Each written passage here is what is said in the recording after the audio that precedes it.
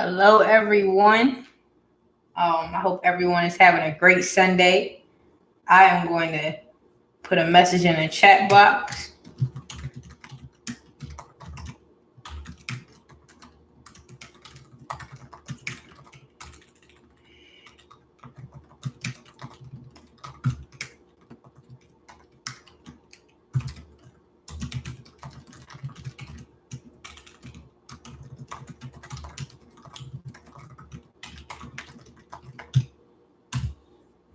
On top of that, I'm going to drop the link to Dough for Degrees website. And once I do that, we'll get started. Give me 1 second.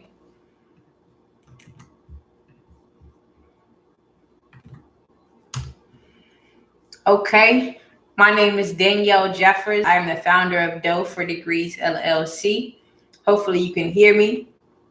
And welcome to Dough for Degrees Weekly Community Scholarship Chat. Every Sunday at 3 o'clock p.m. Eastern Standard Time, we go live on YouTube. I go live on YouTube to have a conversation with the world about how they can earn scholarships to go to college and graduate debt-free.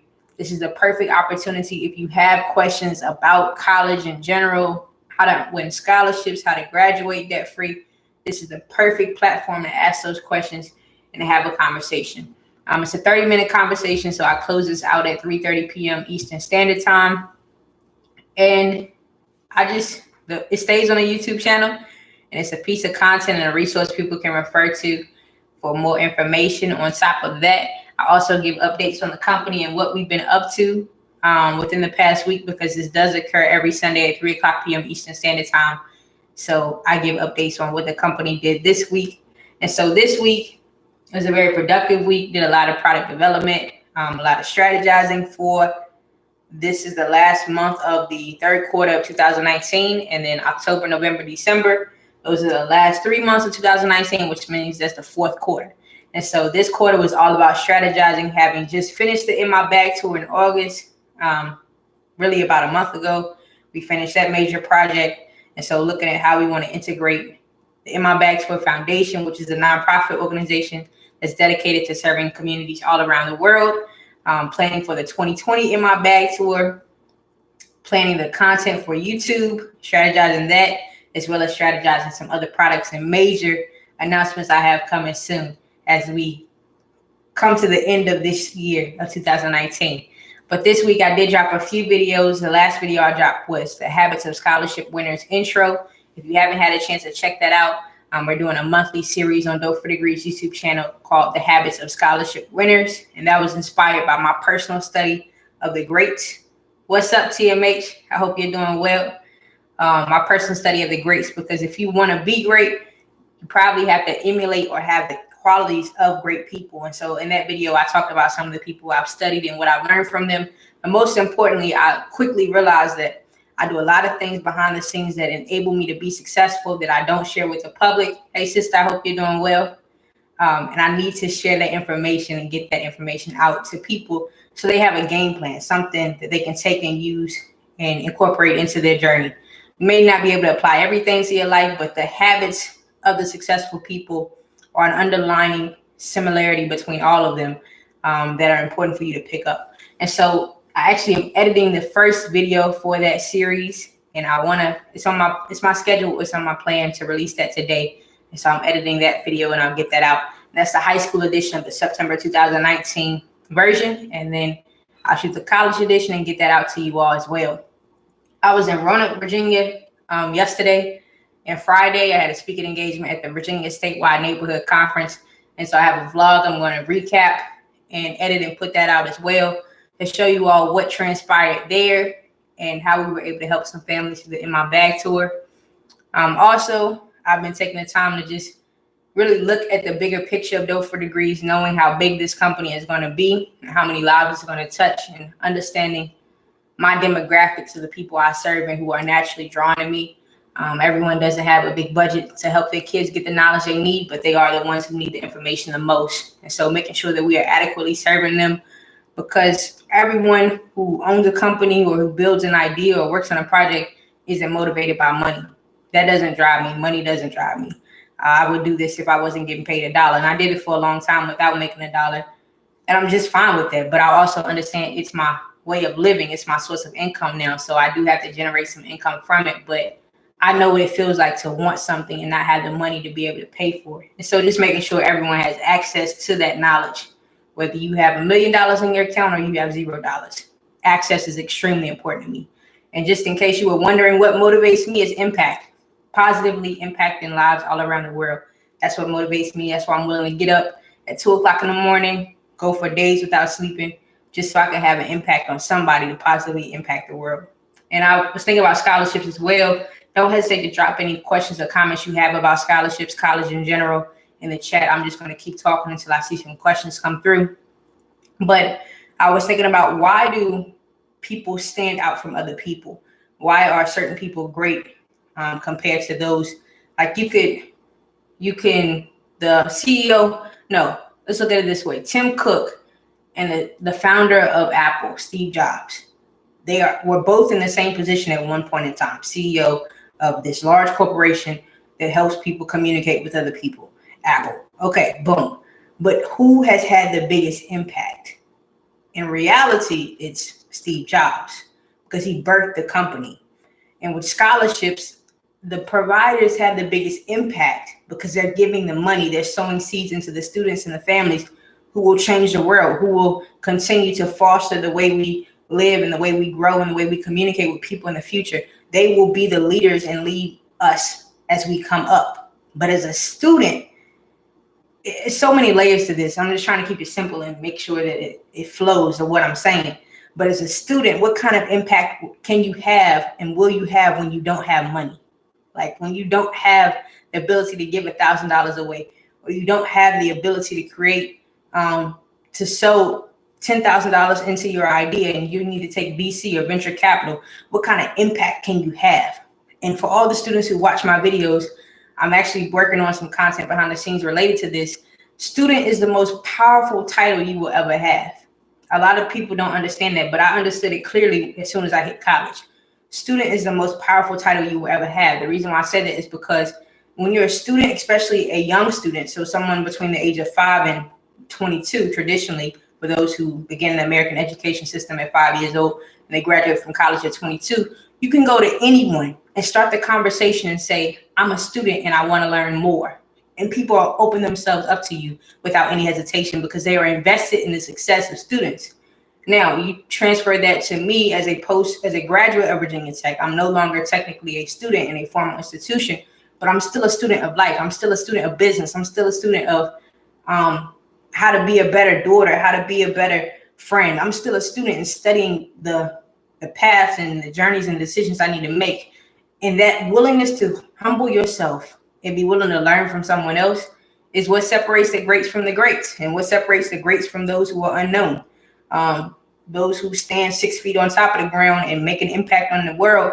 And then when you're 6 feet under, your legacy is still standing taller than you ever stood, because you had an impact and you were humble and you were a student of life or a student of science or whatever. And so my advice to all of the traditional students who are currently in the education system, just be humble, do your work, and always express gratitude. It's simple as that. That's what I've done over and over, day in and day out. You don't have to talk about yourself. Be willing to learn from other people. Start a conversation and see how you can help someone else accomplish their goals, finish their projects. Tell your teachers thank you. That was one of my biggest points of emphasis when I spoke to those students at the Virginia Statewide Neighborhood Conference. The simple things, the things no one does to express gratitude for the selflessness and the sacrifice of other people, is to say thank you. That was one of the driving factors of the In My Bag tour last month, is we just wanted to say thank you. We want to say thank you to our communities, say thank you to our teachers, and tell the students to say thank you when they go about their days, but also to thank them for their perseverance, because it's not easy. Everyone's home life isn't perfect, and some people just need a little bit of help. So just thank you for continuing to be yourself and striving toward the best that's yet to come. So that's just my thoughts. Like, just be a student in everything you do. Be willing to learn, have an open mind, and don't act like you know it all, because people don't like arrogance and just selfishness. It's just not a good trait. Those aren't good traits. So what else? Let's see. What else can I talk about? Those are really the updates on the company. We have a major announcement coming between now and the beginning the first 2 weeks of October for the public. And Dope for Degrees is growing. My numbers on YouTube, I have some friends who they said, well, you just dropped all your social media following, all your social media traditional platforms like Facebook, Twitter, Instagram, and you're not engaging your audience. I said, I told my audience I left. I'm on YouTube. They were like, your numbers on YouTube don't look that good. I was like, my subscriber count may not look good to you, but I'm grateful for what I have, and all I have is all I need. I'll take the 89 people, 90 people who subscribe to the channel, because in about 6 months, I promise you those numbers will be higher, and that means we'll be impacting more people. So I'm not concerned with what the present situation and circumstance looks like. I play a long-term game. It's not about what's in front of me. It's about what's further and further out and what I'm doing right now to get to that point. TMH asked the question. He said, is there ever a time when you will not be a student? If not, why not? I think that really depends on the person. For me personally, I promised myself that I will be a student for the rest of my life. I think there's an opportunity for every student to be a teacher, because you've learned so much, you've absorbed so much information. You have to teach. You have to share what you know, and that will help those other students. But if you choose to not be a student or have the perspective of a student, I think that is one of the I don't have a better word in mind, dumbest decisions you could ever make, because you're just rejecting knowledge. You're rejecting the opportunity to learn and to take that and incorporate it into your lifestyle. So it's up to the person, but I would say don't ever stop being a student. Always be a student. Always have an open ear and an open mind, and ask questions. Ask questions. No question is stupid, because a stupid question is one that you don't ask, because then once again, you stop yourself from learning something new. Who cares if it doesn't make sense when it comes out of your mouth? That's why you ask another question or you rephrase yourself. Just ask questions. Let's see, another tip for parents. This is something I was thinking about. TMH, let me know if that answers your question. Parents, this is something I was thinking about. It's been on my mind heavy. It's actually on my schedule to shoot a video about this and get it out to you all. Is one thing I dislike about parents who force their children to take a certain path or a certain way of life. Like, my kid's going to be a doctor. My kid's going to go to Harvard because that's the best of the best. Your kid may want to be a guitarist and play on YouTube all day and play their guitar, and that just makes them happy.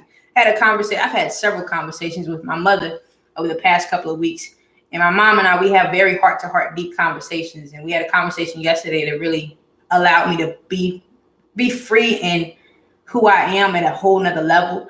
My mother, I said, Mom, what's more important? What do you think is more important for me in my life in regards to your perspective being my mother? So when I say that, as my mother, which of these two things do you think is more important for me? Do you think my happiness is more important or earning a lot of money? And she thought about it, and she said, your happiness. She said, your happiness, I want you to be happy in whatever you do. She was like, if you're happy and you do your best, the money will come. And that's exactly right. And my mother and I, we had a conversation, and if you watched any of my past content, I talked about this before. My mother has a disease that has taken away her ability to walk. And we had a conversation yesterday, and I was talking about having to make that decision to leave Danville. And we had a very candid moment where she was like, I knew you couldn't come back. I didn't want you to come back. She said, I had people ask me, were you going to leave Virginia Tech when you finish your sophomore year to come back home because your parents were sick? And she would tell them, no, my baby's going to finish her education in school because that's what she's supposed to do. And she's not going to come back to help me because she has a business she has to build and she has greater things to do. And so parents, I understand it. It's tough for me to say this because I'm not a parent. And so I'm coming from the perspective of a child or as a young adult or as a student or whatever. Try not to box your kids in, because I don't think my parents would have seen it coming a million miles away that I would be where I am today and that I would be able to do the work that I do every day. But they allowed me to be who I am and express myself. And I realize I've said in this the past couple of weeks, I'm exactly who I'm supposed to be. Like, all the things I do right now were already in me. My leadership skills, my communication skills, they were in me, but they were developed by my experiences. And so if your kid's like, I want to be an artist and you want them to be a doctor, okay, I understand what you want, but which one would you prefer? For them to be happy and live their life the way they want to live it, or to live their life with regrets and resentment because they chose to do what you told them to do. From my perspective as a believer, I always tell people, students ask me this question all the time, I'm tired of trying to make my parents happy. I come from this mindset, and I'm not telling anyone what to do, but I say my job is to please God. It's not to please another human being. I'm not in this to make anyone else happy but God. And in turn, I'll make myself happy because I'm doing what I'm supposed to be doing, what I'm naturally gifted and called to do. And so everyone doesn't have that perspective. I understand it, but it's tough to limit your child's potential because you want them to make you happy. That may not be what they're here to do. That's just something to consider, and something I run into with a lot of parents, especially parents who are paying for their students' education. They're like, if I'm going to pay for this, you're going to do it my way. And the beautiful thing about scholarships and outside scholarships, especially for students, is because I can do it my way and you don't have to pay a dime. I said this before. I have clients whose parents generate $1 million a year, and their parents get to keep all their money in their pocket because their students apply for outside scholarships and they're winning them. Outside scholarships don't come from the mom or dad. They come from a scholarship provider, and the money follows that student, not the mom or dad. And so if you want freedom, and this is the biggest thing I fight for when I talk to students and parents, is freedom. You're not applying for scholarships to have a good time and turn up more in college. You're applying for scholarships so that you can have financial freedom. You can have freedom of mind. You can have freedom of expression, freedom of creativity, because you're not stressing yourself and bound by debt. And so in the midst of fighting for your freedom, you will have to isolate and confine yourself to be successful. I spent so many nights and days alone in my room and in the library applying for scholarships because I was more focused on my freedom. I did not want student debt. I don't like owing anyone anything. I don't like anyone telling me what to do. I don't like people controlling me. And I want to fight for my freedom, the ability to be who I want to be without someone putting limits on me. And so when you apply for scholarships, it may seem as if it's as simple as writing an essay, but it's really bigger than that. It's more than that. It's an opportunity to change your life and your family's life and create generational wealth because you can graduate in the black or with a positive amount of money in your bank account instead of a negative net worth. And so it's just something to think about. My sister said, how does it feel to not have student debt? Oh, it feels great. I recorded a video on my personal YouTube channel a while ago. I think that video I said, how does it feel to graduate debt free? And so I should react to that video on Dough for Degrees YouTube channel. But I'm going to add that video into the chat. How does it feel? It feels great because I'm not stressed about owing anyone for my college experience. This is my biggest thing with student loan debt. You go to college, you have this experience when you're 18, between the ages of 18 and 23 or whatever, and you graduate. And then you spend the rest of your life paying back for an experience you had 20, 30 years ago. And I was like, that's not worth it. It's not worth the stress and taking up my mental space to do that. I'm just not going to do it. So I'll bust my chops now to get what I want so I don't have to worry about that later. It feels very freeing. The only debt I have, quote unquote, right now is car payment and credit cards. And those will be paid off very soon. And I expect paying off both of those before the end of this year. So I'm not stressed about that. Thomas said, how much student debt would you have had if you didn't win those scholarships? Oh, that is a wonderful question. How much student debt would I have had if I didn't win those scholarships? Well, let's start here. My parents didn't have $1 to give me my education. I didn't have $1. My education cost me $120,000 approximately at Virginia Tech. And I would have received, my first year, I think I received about $8,000 or $9,000 in financial aid out of a $25,000 bill. No, out of a $25,000 bill, I probably received $12,500 in financial aid, so half of it. So if we want to take it that route, let's just, in this hypothetical scenario, because I don't know the exact figures, but I know my tuition went up by at least 2% every year I was in school. If I only had $12,500 financial aid over all 4 years, let's do 12,500 times 4. That's 50,000. I said my education costs 120,000. So 120 minus 50. 120 minus. Oh, I did the wrong thing. I would have had about $70,000 in student loan debt. $70,000 in student loan debt. My credit score would have been jacked up. I probably wouldn't be where I am today because I would be stressed about being able to pay this back. And just in case you didn't know, there are two different types of student loans. You can take out unsubsidized and subsidized student loans. I'll type that in the chat so everyone knows what I'm talking about. Because I'm going to break this down to you real quick. Most people don't do this. They don't know this. They just sign their name on the loan so they can finish school. Unsubsidized and sub. I'm trying to make sure I spell it right. Okay. Unsubsidized and subsidized student loans. Unsubsidized student loans gain interest while you're in the classroom. So basically that means you would sign a loan so you can finish this semester or this year or whatever. And when you go to class, while you're going to class each day, that loan is gaining interest. Those loans typically have a policy where they don't allow you to pay on the principal, the actual amount you borrowed while you're in college. They only allow you to pay on the interest. Now think about that. You're in school. Let's look at it this way. Let's say you had a co-signer for that loan. Let's say your parent co-signed for that loan, right? But your parent doesn't have the money to pay on the interest while you're in school. And you don't have the money to pay on the interest while you're in school because you're studying. And let's say you have a part-time job, but that's barely enough to give you money at the end of each week to have a good $7 meal at Chipotle. And so you don't have the money to pay interest on the loan. And so while you're in school, that unsubsidized student loan is gaining interest. Now, when you graduate, you have the 6-month window after you graduate called a grace period, where your loans don't go into repayment. Once that 6-month window is up, your loans go into repayment. And with unsubsidized loans, this is the typical policy, but look at your policy to make sure, or your terms and conditions to make sure that this is what your loan actually states. Once that 6-month grace period is up, you can begin to pay on the principal, the actual amount you borrowed, and the interest. But remember, your loan was gaining interest while you were in school. So now you have interest on top of interest, and you have to pay on the principal. And most people never repay those loans.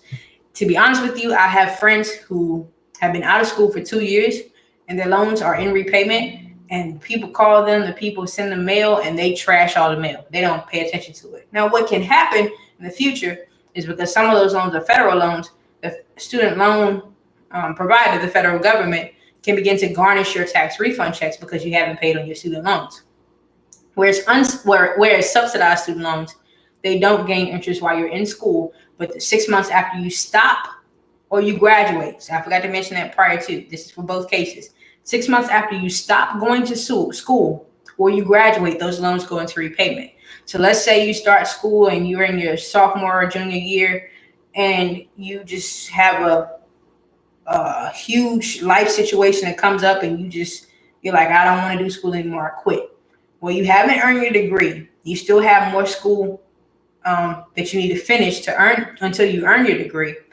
And because you stop going to school, let's say you stop going to school for 7 months, that 6-month window, when you stop, you're no longer in school or you graduate, your loans are now in repayment and you don't have anything but debt to prove for that experience. You don't even have your name on a piece of paper from a university. And that's happened to a lot of students. I actually have a series on Doe for Degrees YouTube channel called The Student Debt Epidemic, where there are videos after videos after videos of people talking about the negative impacts of student loan debt. I'm going to paste that playlist in the chat so people can watch that if they would like to. But subsidized student loans, they don't gain interest while you're in the classroom. So you have that 6-month window after you stop going to school or you graduated in that grace period, and then your loans go into repayment. Now, traditionally with federal student loans, the interest rates are lower compared to private student loans like Discover and Sally Mae and all those people. So it's something to know, something to apply, but you can avoid all of that by applying for scholarships. And the biggest things with scholarships, your biggest opponent is yourself and time. And because most students wait until the last minute to begin to apply for scholarships, and so their back is up against the wall and they need a miracle to get the money so they don't have to take out student loans. Whereas you could start researching and applying for scholarships now and just bet your bottom dollar and hope you win. Plus, it's practice. It's just like a sport. You don't get on the court your senior year of high school and expect to make it to the pros. That doesn't normally happen, but it's happened for some people. With scholarships, you have to be a great writer. You have to be a great storyteller, a great speaker. And you have to be willing to put in the work. And so if you're looking for a series to help you begin your scholarship journey, to help give you tips on what you need to do to graduate debt free, I created a series on Dough for Degrees YouTube channel. It's also on my website, and I'm going to drop that link here as well. It's a 3-part video series where you can watch to learn more about how you can earn scholarships to go to college and graduate debt free. So that, $70,000 in student loan debt compared to what debt I have right now. I don't have any student loan debt, but I do have like a car payment and a little bit of credit card debt. I'll take that because that can be paid off very quickly. But $70,000, like some students get out with their degree and they're only making $30,000. That was the earning potential of my communication degree. I studied journalism and my earning potential was $30,000 right out of college. You got to be kidding me. $30,000 based on my current expenses is barely enough to pay all my bills for a whole year. That means I'm going to be eating pinto beans and rice because that's all I can afford if I'm making $30,000 and living in Northern Virginia, in DC, in the DC area. That's not enough. And I said, well, I know I have $1 trillion company because it's $1 trillion problem I have a solution to. So I'll take this $1 trillion company and eat my pinto beans and rice for a little bit. And next thing you know, I'll be eating good because put in the work now and you see all the work pay off later. And so for what I said earlier in regards to waiting until the last minute to apply for scholarships, you can win scholarships as early as middle school. I'll drop the link in the last community scholarship chat for middle schoolers, scholarships for middle schoolers. And that's the perfect time to start practicing. Just apply for the scholarship. Get into the routine. Build a habit of applying for scholarships. Even if you don't see anything now, but you know you've worked out the kinks enough to know what it's going to take for you to succeed. And that's one of the biggest things is just being willing to ride that journey and take the no's and take the yeses and building that resilience now. And when it's game time, because once you hit 9th grade, they start tracking everything you do from when you're absent, when you're tardy, your disciplinary records, and they send all that information to the colleges. And the colleges get to choose whether you're good enough to get into that college or not. And so had I started applying for scholarships when I was in middle school, or let's even say 9th grade, I probably would have finished with more than at least $10 million in scholarships. But I didn't. I started my senior year of high school and I kept going throughout college and I graduated debt-free, having earned more than $200,000 in scholarships. And so the earlier you start, the stronger you'll finish, as long as you keep putting in the work. But that's my advice. We do have 3.5 minutes on this community scholarship chat. If anyone has any questions, comments, or concerns, feel free to drop them below. What's coming up next? I'll be in Roanoke this week on Wednesday, speaking at William Fleming High School, speaking to students there about how they can graduate debt-free. I'm doing a workshop called Dough for Degrees Scholarship Essay Writing Workshop. And so I'm teaching these students how to write winning scholarship essays. If you would like me to come speak to your students, come speak to your schools, your communities, or what have you, feel free to go to Dough for Degrees website. I'm going to post that link now, and you can book me for a speaking engagement as well as see our upcoming and past events for Dough for Degrees. And if you want to know what my speaking rates are as well, they're all on that link I just dropped. My speaking rates are toward the bottom to give you a better understanding of how much I charge to teach your students. TMH said, so by getting scholarships, you have literally freed up $70K of earning potential. Thanks for sharing. What are some other things you would do different knowing what you know now? You're exactly right. I freed up $70K of earning potential by graduating debt-free, not having to take out a student loan. What are some things I would have done differently compared to knowing what I know now? I would have, I don't even know. Because everything kind of fell in place. And that's how I know it was God, because it was seamless. It was almost perfect in a way. I was built to learn this, to be able to teach the world how to do this. Things I would have done differently. I think I would have emphasized the importance of it to my family and my friends more. Because when I began my scholarship journey, I didn't know it would cost me everything. Like, it cost me sleep. It cost me the little money I had in terms of not really, it didn't cost me to apply for the scholarships, but I was buying stamps. putting gas in my car to get to and from the post office. I was at the post office so much mailing off my applications. The lady knew me by my first name. And she would see me pull up and then be smiling when I walked in the door. Her name is Queen. Shout out to Miss Queen at the post office in my hometown. I was there so much. She was like, "You here to submit another application?" Yes, I am. But at the time, my family and my friends didn't really know exactly why I was so focused and why I would miss birthday parties and miss events and opportunities, and why I was applying for scholarships at the Thanksgiving or Christmas dinner table, and why I was so isolated sometimes was because I was so focused.